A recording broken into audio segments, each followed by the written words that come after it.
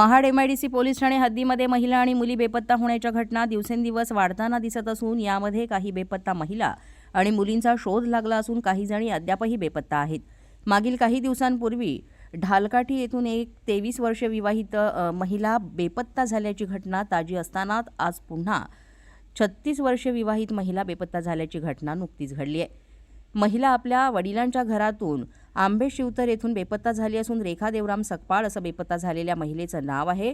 याबाबत वडील रविकांत रामचंद्र पवार यांनी महाड एमआयडीसी पोलीस ठाणे येथे आपली विवाहित मुलगी बेपत्ता झाली असल्याची तक्रार दाखल केली आहे। रेखा सकपाळ हिचं माहेर महाड तालुक्यातील आंबे शिवतर येथील असून सातारा जिल्ह्यातील जोर या गावी तिची सासरची मंडळी राहतात।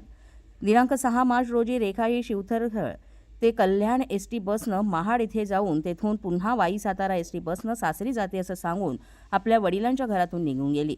ती अद्यापर्यंत घरी न आल्यामुळे घरच्यांनी आजूबाजूच्या मित्रमंडळी नातेवाईकांकडे शोध घेतला, मात्र रेखा हिचा शोध कुठेही न लागल्यामुळे घरच्यांनी थेट पोलीस ठाणे गाठलं आणि रेखा हरवली आहे अशी तक्रार पोलीस ठाण्यात दाखल केली।